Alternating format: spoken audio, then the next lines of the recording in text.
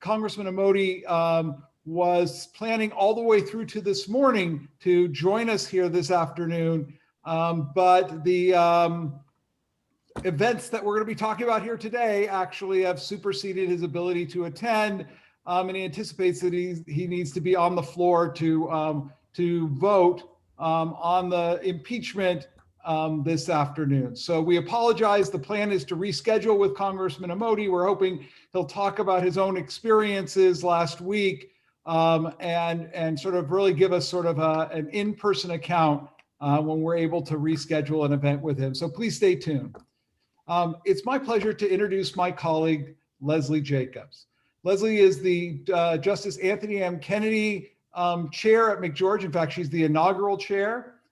She is a graduate of University of Michigan Law School. She clerked for the United States Supreme Court. She is widely published, an incredibly accomplished scholar with articles at journals like Yale, Michigan, Illinois, Ohio State, UC Davis, Rutgers, Florida, etc. She is also one of our very best teachers, as you're going to discover this afternoon. And she's actually a fabulous colleague as well. So it's really my pleasure to get this chance. And some of you may have already seen her in action because if she were on television any more than she is right now, she'd have to have her own television station because she's being constantly asked by all the local television and radio stations for her expertise in constitutional law. With that introduction, I think I'm going to jump right into the questions. We're really going to focus on the most current events so that we all can benefit from Professor Jacobs' expertise. So since we know that our original speaker is not here because he's attending an impeachment conversation and potential vote, let's start there. Could you run through the process of impeachment and the implications of it if he is both impeached and then tried and convicted in the Senate? Sure, and I'll say first off, I'm so glad to be able to be here with you. I understand that, it's kind of the B team that you're getting, but let's hope that we can have a good conversation here and at least be talking in the background of what the congressman and all the other Congress people are doing right now. So as we know, what the Congress is thinking about right now and pursuing is impeachment. And so one thing to be clear about impeachment, we're now going through it a second time, so perhaps it has become clear to you because of the news coverage, but it can be confusing to talk about impeachment because it sounds like, oh, you're impeached and you're out of office. And that's impeachment is what is the House of Representatives does. Okay, and the Constitution spells this out, but the House of Representatives does what's called impeach a person, an officer, and here it would be the president. And what that is, it's akin to an indictment, like a grand jury hears the charges and then issues an indictment, which says that the prosecutor has enough evidence to proceed to trial. But then it's the Senate that tries the impeachment. And so the Senate is the one that the senators sit as jurors and listen to the arguments, both by the team that comes from the House to defend the charges and the president's team who defends against them. And the Senate then is the one that votes. And it has to be a 2/3 vote to, in fact, convict. I should point out that it's only a simple majority vote to have the articles of impeachment be approved by the Congress, by the House of Representatives, and that's what's going on now. And so if indeed the Senate were to vote to convict, then it could, by a simple majority vote, have another vote, and that would be the vote to say that the president would be disqualified from running again for office. And so there are these different stages that take place. And so today what we're doing is we're having the vote on the article, the one article of impeachment that the House leadership has drawn up, and then the House is considering whether to vote in favor of it. And so I guess I should continue what's going to happen. If they do vote in favor of it, then we saw this last time, the House has to transmit the articles over to the Senate. And that's what starts the obligation of the Senate, which it must then promptly conduct the trial. And so it's unclear whether the House has to transmit the articles or what kind of time frame under which the House must do it. And so obviously we're in this instance where we only have 8 days left, and the senators aren't coming back until the day before Inauguration Day. So what's going to happen about a trial? And that's where the questions arise. There's a question about whether the Senate can try a president once he's left office. Okay, there's no question that the reason this is in the Constitution primarily is to remove an officer before an election, okay, while the officer is still in office. Okay, but the House and the Senate get lots and lots of discretion about how to run impeachment proceedings. And so there's a strong argument that indeed they can continue to do it even if the president has left office. And that would include as well a vote to disqualify him. So we'll have to see what happens in that regard. Professor Jacobs, you mentioned that what happens in the House is sort of like an indictment, and the standard for indictment is sort of sufficient evidence to be able to go forward. Is there a standard in the House that they apply, or is it just simply enough votes? It's just simply enough votes. It's really an interesting process, the impeachment process, because it's not like a criminal trial. It's actually quite different. I mean, a criminal trial is explicitly put in the courts. And the reason being that the court's an impartial decision maker and has a jury of your peers. Okay, so those are impartial as well. And that's how the decision is made about whether somebody has committed a crime and then has a punishment because of that. And so this is a process where the framers decided to put it in the political branches. Okay, so it's political branches, the House and the Senate, elected from the whole entire nation, but in different ways, as we know, then sitting in judgment of another official who in this instance would be elected, although judges can be impeached as well. And so it's unquestionably a political process because it's politicians who are doing the trial. Now, that said, we have norms of behavior and understandings that particularly when the Senate is sitting as jurors, they are supposed to be acting outside their partisan preferences and be acting as jurors. But as far as the standards, the court has looked at the impeachment process and said the framers, when they wrote this, they meant to give almost complete discretion to the House and then to the Senate to decide how to do it. So as far as a standard, it's not reasonable doubt. It's not spelled out. And the House members, as far as deciding whether to approve the article, would use their own judgment about whether it should go forward. So there have been things in the news about various members of the House and the Senate on the Republican side who are considering either voting to impeach or voting to convict. Has that happened where people have done across-party votes like that? Oh, sure. You mean would have people vote? You're talking about would Republicans vote against a Republican person, or would Democrats? Yeah. And we had the Nixon impeachment hearings, at least, going on, where there was some bipartisanship. Now, I mean, we don't want to overplay it, but it certainly was going on, and that I think, with respect to any of the options that are available to deal with the situation that's going on now, it will be interesting to look and see the extent to which there is bipartisan support for it. Because anything that the Congress chooses to do, or that is criminal punishment, any of these, any of the options, and we'll end up talking about these, for them to have moral and practical force, they need to have at least some and preferably a significant amount of bipartisan support, because otherwise the perception can be, well, it's just one party against another party. And if we're going to have our democracy continue and be healthy, I think we have to have at least some of these things have perceptions above that, which is that people are operating under standards that would apply to anybody. And there are norms of behavior that they're enforcing that they would impose upon themselves and that they would impose upon others.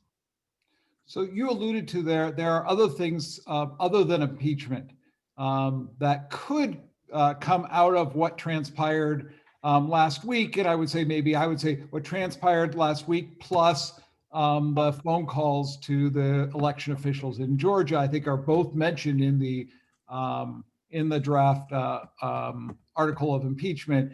So what, aside from impeachment, is a tool in the tool belt of the legislature in terms of dealing with their concerns about President Trump's behavior? Okay, and I'm going to go even broader than the legislature and even broader behaviors too that have gone on and that the president may or may not have engaged in, because there have been a lot of options floated around, and it makes sense to understand them all and how they play in what they do and what they don't do. And so impeachment here, as we see, impeachment could possibly result in removing a president from office, absolutely removed, and then also no ability to run again. Okay, but that could happen. But again, you need a lot of bipartisan support to do that, particularly in the Senate. Another thing that we know happened here, which it was that prior to having this impeachment go on, impeachment process, was the request made to Vice President Pence to invoke the 25th Amendment.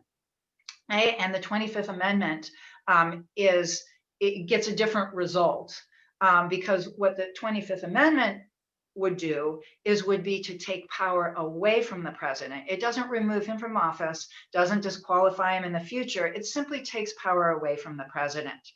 Okay, and with the 25th Amendment, maybe but presidents can decide to do it themselves. And several presidents have done that. One of the Bushes in particular, when he was having a colonoscopy, right? So he was going under anesthesia.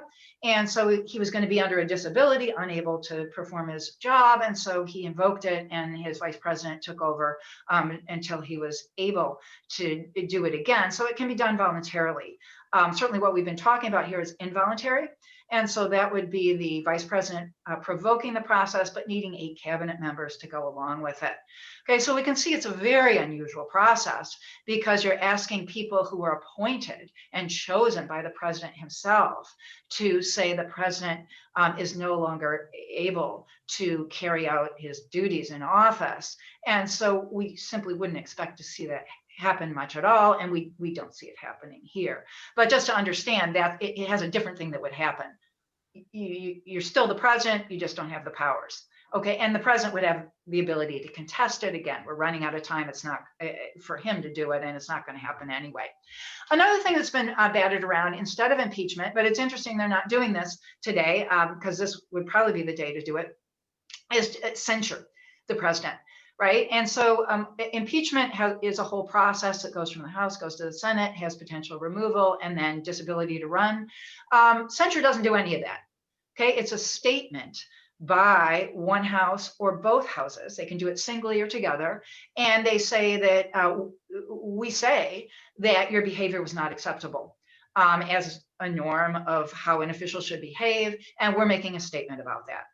OK, and you can say, well, that doesn't do much, but it actually does say a lot about what other elected officials feel. And so it's a step back from a procedure that has consequences, concrete consequences attached to them. And so it could still happen, but maybe, likely we won't see it. Criminal punishment, I'm just going to mention that. As people have been talking about, well, what about a prosecution of the president for either the events that happened recently or other sorts of things? And certainly that's possible. I think it's unlikely that we would see that going on.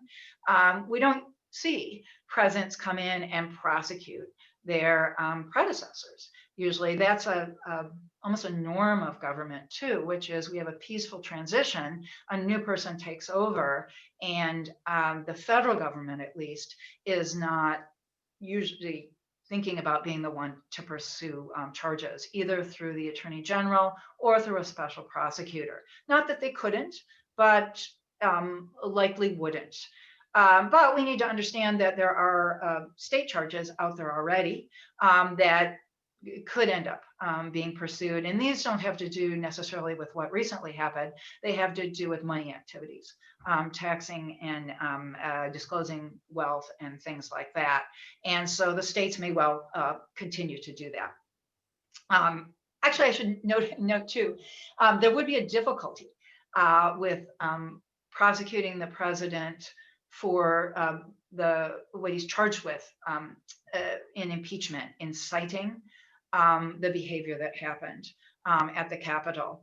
We should understand that the impeachment standard doesn't require that it meet all the standards of a crime.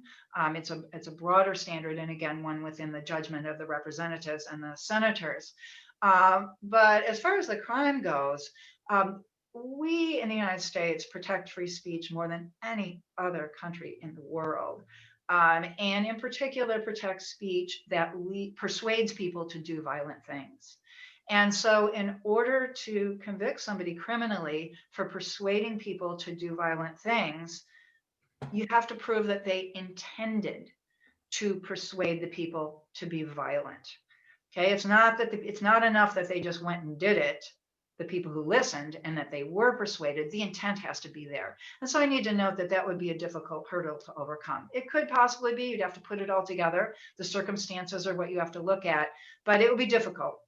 It's a higher bar, beyond a reasonable doubt, proving intent for criminal punishment for that particular act of speech. Okay, finally, people have been talking about the 14th Amendment, Section 3, and that is just something to know about, which is it was put in after the Civil War, and it says that office holders who who engage in insurrections can no longer hold office. And people have talked about possibly using that as a means to, I mean, it's a little bit late now, not time to remove the president, but possibly to disqualify him from running in the future. And it's possible that Congress could pass a statute implementing this provision, which wouldn't necessarily need to be targeted at the president himself, saying you can't run, but it would establish a mechanism to say if somebody is choosing to run for office, a federal prosecutor could bring a lawsuit and disqualify them from running for office if the federal prosecutor proves that they took part in an insurrection. Okay, and so this type of provision, again, would apply to anyone and could well apply to other people. Who knows what evidence is going to show about last week's events. And so that's another option that's out there. Thank you. Wow, it's a pretty complex set of possibilities. So I want to sort of connect up one other thing, which is that there's a lot of it, like you can't watch the news without some reference to pardons. So that connects with all of your discussion, especially on the criminal side. There's talk about President Trump pardoning Mr. Giuliani, Mr. Trump's children, Mr. Trump's son-in-law, and himself. So could you talk a little bit about the president's pardon power? Do you perceive there are any limits? What's your analysis of the self-pardon issue? Okay, as far as the president's pardon power, it's very broad. And again, the framers put that in the Constitution, and we can look at history and try to figure out why they did that, because frequently people are indeed looking at the pardons that presidents choose to do and saying, why'd you do that? Right? And it is an enormous power. I think what the framers were thinking about is that the president was the last stopgap against gross injustice happening, and that an appeal could be made to him. And it's a him now, if it's ever her, to be a her, but an appeal could be made on those grounds. That somehow this prosecution has just, this sentence has been handed out. As we know, the Supreme Court of the United States doesn't correct all errors, right? It usually doesn't take error cases, it takes big question cases. So, the president's the last stop for gross injustice. But it's a broad power, and it's the trust the framers had in the judgment of the elected official who is president. And so the president pretty much can pardon whoever he chooses to pardon. The pardon power applies to federal offenses, not state offenses. Okay, so people would remain subject to state prosecutions. And could the president pardon himself? That's an open question. And you would have to make arguments from what the framers intended. The language doesn't help much. I think there's a good argument that he can't pardon himself. Okay, it doesn't really seem to fall within the reason why the framers put this in and gave the president this power to be able to pardon himself. But we would have to figure that out in court if he chose to try to pardon himself. So the insurrection at the Capitol started as a protest event. And so that really brings us to the question of the boundaries between free speech and the right to protest, which I think we all are passionate about defending, and the limits on those rights, because certainly, to the extent that we even entertain the possibility that there was an incitement of the insurrection, it was incited through speech. So could you fill out some of our understanding of the sort of free speech First Amendment implications of that political protest that then transformed to an insurrection? Yes. The most fundamental distinction to keep in mind is between what you say and what you do. Okay? And the government can punish you for what you do. Okay? And it doesn't matter if you're trying to say something, doing it. If you're doing something that the government can punish you for and would punish other people for, whether or not they were trying to say something, the government can punish you for it. So that's the line between legitimate protest and illegitimate, unlawful activity. And what I should note, though, however, is once again, we have an extraordinarily broad free speech right here in the United States. Okay, and so the right to free speech extends not just to us talking here in our private residences or on our private property or through this private means of the internet, but it also extends to public places that are open for discussion, like parks, like the front of the plaza in front of the Capitol or the Supreme Court or other government buildings, right? Like streets, if you get a permit, right? And you tell the police, I'd like to do this, and they give you a permit, right? Then you can even be in the streets, these public places where you're allowed to use public property to talk. And it's because of a judgment that we, the taxpayers, should support that. We should keep up property. We should open our spaces and allow people to talk. So you can gather and you can talk in these public spaces. Rules can apply to them. We call them time, place, and manner restrictions. Okay, so you may not be able to be on the street at 2 a.m. With your bullhorn, even if it's an extraordinarily powerful political statement you want to make, right? And there are certain places certainly you can't go, like inside the Capitol building and into offices. Right? That's public building, but it's not open for people to engage in political protest, right? So certain types of property are open for public discussion and debate. Lots of public property, government property is not. And if you invade it and trespass or damage property or threaten people, you can get in trouble both civilly and criminally for doing it. Thank you. So closely related to this, one of the things that's gotten a ton of press recently, actually everything's been getting a ton of press. I feel like it's an understatement to say a ton of press. One thing is getting a ton of press is the choice by Twitter and other social media companies to ban President Trump. And certainly lots of folks have been saying this is a violation of free speech. And so I really wanted you to be able to sort of weigh in and teach us about what are the legal issues implicated by the actions of Twitter and some of the other social media companies, and where you see what might happen as we move forward with this. Sure. Well, here we have another fundamental distinction, and that's between government action and private action. Okay, and so the Constitution limits what the government does. Okay, but it doesn't limit what private companies do. And so, for example, in the parks and the streets or on a plaza, the government can't kick you off of the property because it doesn't like your point of view. Say, oh, we're just going to have one political party here and not the other, or people on one side of an issue and not the other. No, no, no. Right? That is viewpoint discrimination. The government cannot engage in it. It needs to keep these pieces of property open. And anything that it hosts, it has to treat people equally according to their viewpoints.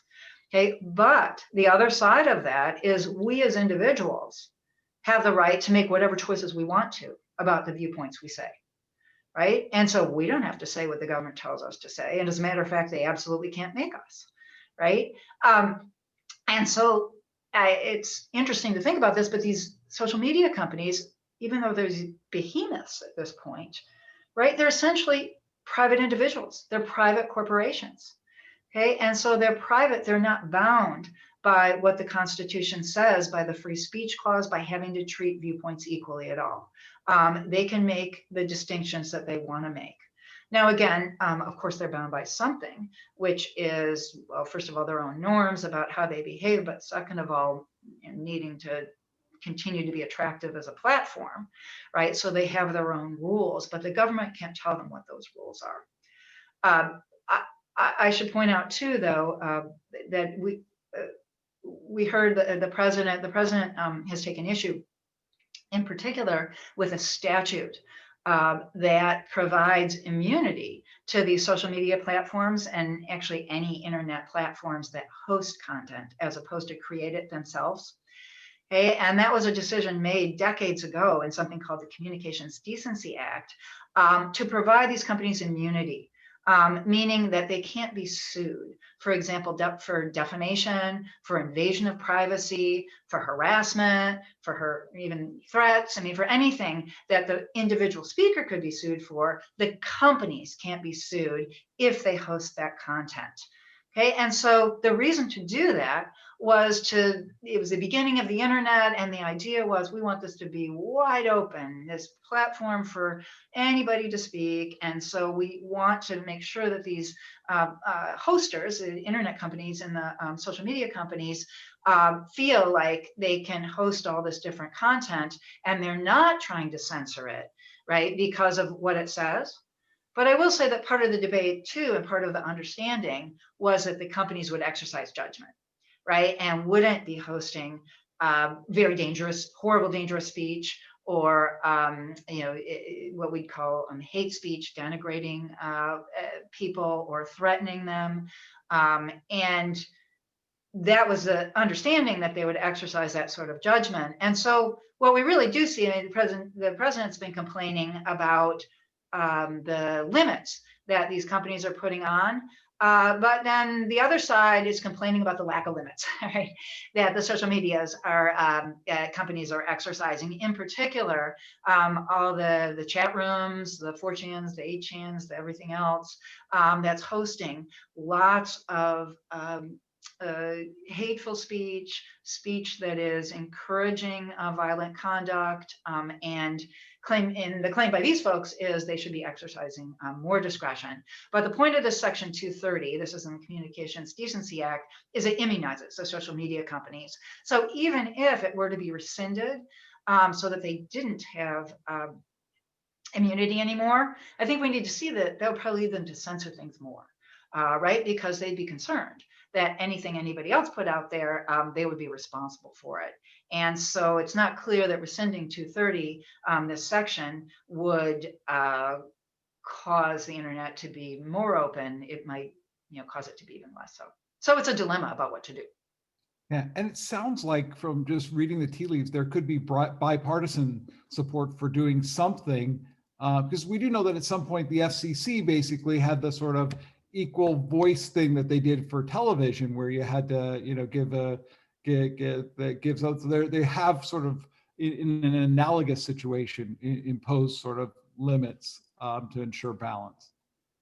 Yes, well, I think we definitely will see Congress, and it would be Congress to do this, thinking about what to do. I will say that it's a tricky question, what Congress is allowed to do, because even an equal access provision, right now with a Supreme Court that interprets the free speech clause extraordinarily broadly, meaning the protection is very, very broad for individuals, but also corporations. It's not clear that Congress would be able to mandate any sort of equal access, in these internet platforms. We might see something having to do with funding. I mean, they could do things with funding or essentially carrots as opposed to sticks. But it's a tough question what to do and what Congress could do consistent with the Constitution. So the last question before I open it up to folks to ask questions is one of the things that was like part of what made people so angry is that Vice President Pence insisted that he simply couldn't refuse to certify the vote, and President Trump was quite upset with Vice President Pence in saying that. And so I think it might be just helpful for people to understand what does the Constitution and the statute say about the vice president's role as they're sort of officially tallying the votes. The vice president's role is largely ceremonial. I mean, this is what it usually is. That is, the vote's been counted in the states, right? The electors have then got together and said what they're going to do, and it's Congress that then certifies what the electors have already said and what's already been done in the states. And so while the members have the ability to object on various different grounds, it would then be for Congress to take up those objections and potentially overturn the results of the election. But it's not for the vice president himself. He's showing up to say this is what it is. And so I know the vice president sought a lot of legal opinions about this. The most recent of it was by former Judge Ludig, who then wrote a big memo to him and said, you really don't have the power that the president wants you to have to overturn the election. It is a ceremonial role. And so it's not just the vice president that's saying this, or just me. It's a number of people who gave him advice about this. Well, thank you. I think we got a sort of a nice backdrop for people to ask their questions. And so what's going to happen now, folks, is Professor Jacobs, the gracious human that she is, has agreed to take questions from all of you. If you could raise your little blue hands, and then Chris Ortega will identify you and unmute you, and you can go ahead and ask Professor Jacobs your question. Okay, so we'll go ahead and have Richard Elstein unmute yourself, and then you will be able to ask your question. Yes, hello, and I'm really pleased to see that we have somewhere around 150 people on this, and I think it suggests that there is genuine, not beyond interest, I think genuine concern, and that is a positive sign for me, at least in terms of the community we belong to. I'm going to say that I appreciate what you've gone through and explained, which is important, and it has to do with the law and our Constitution and process. I'm more concerned about the fact you keep making reference legitimately, because what's the law about? The law is about norms, about what we believe and what we lay down as our system of governance and the rules of the game. And my concern is that, yes, there are limits to what law can do, the legal structure can do to correct the situation we're in. Because the whole Donald Trump's presidency has been totally about breaking norms and been it's become it's a political philosophy. It's part of the at least part of the Republican Party's view of how you engage in politics. And to try to make this as brief as possible, the underlying issue here is, was it a legitimate election? Okay.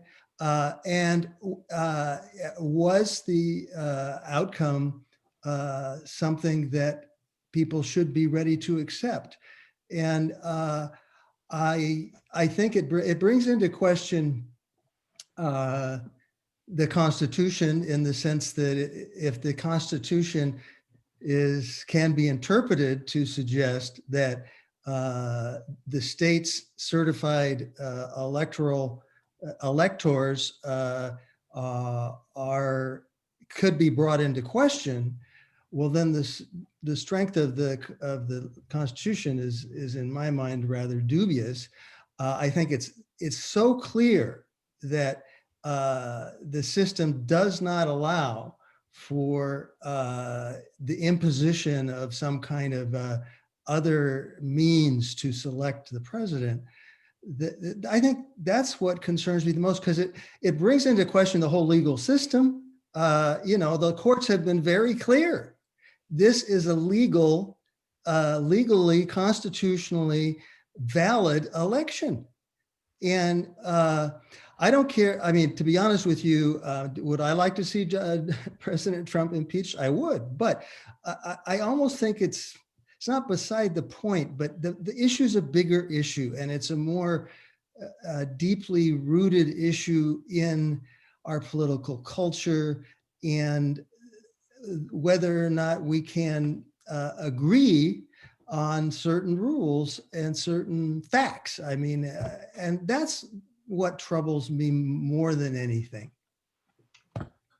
Yeah, well, I'm gonna agree with you about the war on facts, and agree with you too that it's not a legal question about whether facts are facts. It's a decision that people have to make for themselves, and decide as a community that there are certain sources and certain places where you get information, and people need to trust it. And so a war on facts is really a big problem. I'll just make the comment right now that I think it's interesting. I mean, I think it'll be interesting to watch what's going on right now. I don't know exactly what's going on because I'm here, and I wouldn't otherwise be watching, but what's going on in the House of Representatives. But I think a concern you're expressing is certainly the disregard of norms by this current president. And I think it's just absolutely true. That was part of the whole thing he was doing, is disregarding norms and saying that they really shouldn't be followed and aren't ones that are positive. And I think what we're going to see, I mean, we'll see how much this happens, but on the House, there is a battle for the Republican Party going on right now among the various different, at least members in the House. And so it's going to be interesting to see how that plays out, because I think it is a political decision about what a party is going to stand for. And then it's certainly a decision by both parties. And members of both parties, whether they're going to be at war with each other or are going to try to act in a bipartisan sort of way and come up with some common norms of behavior and also common understandings of what's true and what's not true. And so we'll see how that plays out. And I'm just going to chime in because this week I joined a statement with 167 other law school deans, which is just about all the law schools in the country, in which we expressed concern that we had lawyers appearing in court saying one thing on the courthouse steps and dramatically different things in the courtroom where they knew they could be sanctioned. And what that says about the integrity that we expect of people in our profession. And so we deans were really concerned about when lawyers play a role in misleading the public, and that's a grave concern to us. I think we're ready for our next question. Okay, and next up we have Cynthia Osberg. If you would be able to unmute yourselves. Hi. I guess my question has to do with I'm constantly thinking about the Machiavellian individual, and so I think there's been 4 levels of problems. Not only do we have a president that, as Richard has identified, just didn't follow any norms, is out to break every norm, but you had that blended with the media, Fox News, the dissemination of mass misinformation. You had the enablers in Congress and close-knit people around him and in both houses. And you also had the Fox News media, all of it collectively. And so you have these individuals in society that are very gullible and watching this misinformation and have bought the Kool-Aid. So my question is, the Machiavellian president, if I want to come in now, because what a sitting president can't be impeached. Once they leave office, the question is whether he can be impeached, and that's up in the air. The 25th Amendment, if it's a really divided system, is not going to go anywhere. So what prevents a future individual from just ramrodding through everything, becoming president, and have, the leader in the Senate, like McConnell, backing you up and just destroying democracy? We don't seem to have anything in the rails to have somebody outside the system saying, wait a second here. That's my concern, because what we're seeing is these dual visions through a president, Twitter, Fox News media, his enablers in Congress, and collectively inciting the rank and file who know no better. And we seem to be hand-tied because we don't have anything on the outside. And that's what I'm concerned with. I mean, we know that the impeachment isn't going to go through, so he doesn't really care about that because the Senate's not going to go through with it. They didn't once, and the likelihood we're working on trying to get more senators than 6 or 4 agree to impeach him a second time. But clearly, he should have been impeached the first time. That didn't go through. So what prevents this from really destroying democracy in the future? What I see is, if I'm a Machiavellian individual, I'm going to go all for it at this point. Well, yeah, I mean, there are those, I think we're all seeing that this is a democracy and we, the citizens, are responsible for it, right? And to say that there's some gullible or unknowing rank and file, I mean, that's where I'm going to jump in and say, I'm sorry.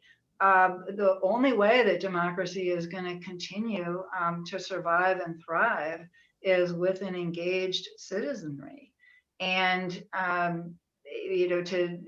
otherwise, indeed, you're going to have dictators rise as they have in a number of other places. And so the citizenry can be engaged and they need to talk to their representatives. And at the state, actually city, state, and federal levels, we need to build in structures, through law that would channel some of the things you're talking about, but they're only going to stay there if people believe in them and support them. I mean, the Constitution is about 8 pages long, right? I mean, it's this incredibly short thing, and it's just a structure. And nevertheless, we abide by it and do what the Supreme Court says it means, but it's because we're all, you say drinking the Kool-Aid, but we're all believing and trying to act as part of it. And so, yeah, if people lose faith and don't, then we're in big trouble. I will chime in with a slightly more optimistic note, only because I'm always the most optimistic person I know. So I'll be slightly more optimistic here as well. So the one guardrail that I think held up by and large was the judiciary. Not that the Supreme Court made decisions that I agree with uniformly. They didn't. I just want to make that clear. They did not. However, by and large, plenty of Trump-appointed judges and Republican-appointed judges looked at the evidence that was presented and said, "There's no case here," and the Supreme Court rejected the case that was filed directly in the Supreme Court. It was a terrible case in my own analysis, but all that said, they unanimously said there's no basis for relief here. There was two of them that wanted to at least entertain the case. So I guess my perspective on it is, by and large, the judiciary held up. And so as critical as I am in that statement that's now been posted in the chat of the lawyers who lost sight, I think, of their professional responsibility, or at least their professional integrity, I also feel like there are also that the judiciary mostly has held up under enormous pressure. And I will add to it, there are election officials on both sides who also held up. What happened to the election officials in Georgia is mind-boggling and scary, but even though they were from the same party as the president, they chose country over party, so it's not a great answer to Professor Osberg's question, but it's about the best I could do, because I do have all the worries that both she and Professor Jacobs have. I think we could at least get in one or two more questions if we have any more. Yes, we have a couple, actually one in chat from Elaine Roberts-Musser, class of 93. Can you talk about publisher versus platform in regards to Twitter and Facebook cutting off Trump? Oh, that's kind of pretty detailed. I mean, the 230, the section 230 says that you have immunity so long as you're not doing a substantial editing of the product. So essentially, you're not, part of producing the speech. And so that's the extent to which I can talk about it. I'm otherwise not an expert in that statute. All right. So next up we have Adam Anderson, class of 18. And if we can go ahead and have you unmute yourself. Hi, Leslie. Hi, Dean Schwartz. Thank you all for coming. So I'm not really a legal expert. I'm kind of just beginning to explore law. But my question relates to freedom of speech and internet-based freedom of speech in particular.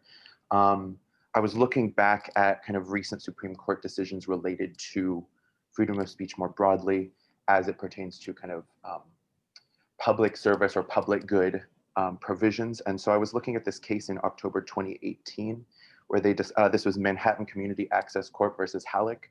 And basically the court decided, and Kavanaugh was kind of delivered the prevailing opinion along with kind of the other conservative justices in favor of private companies that were providing public access channels that they could censor individual speech on the public channels that was deemed offensive. And essentially what I see this as is potentially relating to kind of future discussions about Section 230. My question is, because there's so much kind of changing, perception of what constitutes a public forum and is a private service that provides a public forum in access, does that in fact count as a public forum at where the law is concerned? Because it seems that the Supreme Court says otherwise, where lawmakers and maybe public citizens are saying, well, it's a public forum to us, but in terms of the law, it seems fundamentally different. And so would that require more substantial amendments to the Constitution or something like that to kind of subvert that kind of idea? Yeah, you put your finger on it. And Justice Kennedy wrote right before he left, wrote an opinion where he was, analogizing the social media and the internet to a public forum that had to do with a law that anyway said that sexual predators couldn't be on the internet at all, essentially. And he said, well, no, but not on the basis that it was actually a public forum in the sense that it's governed by the constitutional standards. But certainly the things that he said there have caused people to look at it, and they were already thinking this about, well, what are we going to do? Because it used to be that the place where most people talked was on public property, right? That's the only way they could communicate with each other. And so it made sense that then the government had to be neutral and everybody could talk, and that was happening. And now it's been transferred to private companies. And so, yes, I mean, it would be the Supreme Court that would have to figure that out and change something, which I can't imagine. I mean, it's hard to imagine right now that they would, right, to say that these private companies are analogous to, the government. But it's a tension that's there because however you may feel about Twitter censoring the president, Twitter can censor whoever it wants. And to have that kind of power in a private company can be as concerning as having that power in the government. That is, it used to be the idea is, oh, the government's the big bad censor because it's so powerful. And now, wow, these companies have it too. And so it's a doctrinal thing that has not been resolved. And you're absolutely correct about that. See if we could squeeze in a final question. So we'll make this the very last question. Okay, and so we have Patricia Cater, class of 79. Let's go ahead and ask you to unmute yourself right now. Hi, I have one really quick question. With large corporations now announcing that they will be withholding funds for the certain Republican members and also the Republican Party, do you feel that may change people's opinions on the impeachment? I mean, not people, but politicians and congressmen, senators, because I've already seen a change in Mitch McConnell, where now all of a sudden yesterday when McDonald's announced, hey, we're not going to fund you anymore, all of a sudden he said, oh, well, maybe impeachment's not such a bad idea. So do you see maybe money influencing some of these, at least corporate donations influencing some of these senators and congressmen? Well, you've absolutely put your finger on the power that people wield over their representatives. And so here we have the power concentrated in these corporations. And yes, vote with your feet. And that's what they're doing. And so, I mean, it's been done all the time. And corporate boards talk about divesting from various different, companies or, various things they're going to do. And here we see it being wielded in this sort of way. So yes, I mean, this is how democracy works, especially in our democracy, which is run by money. Yeah. So it'll be interesting to see it play out.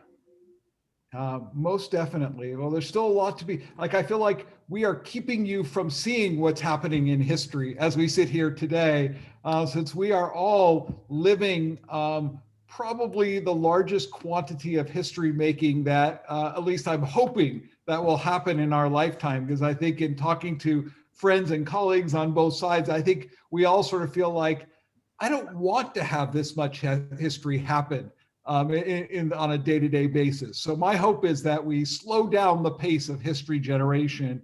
But for now, if you could all join me, maybe using the reaction button and thanking Professor Jacobs for extraordinary insights and wonderful contributions to our, at the very last minute, to our community. Well, thanks so much. I was very, very happy to be here. It's good to see you all.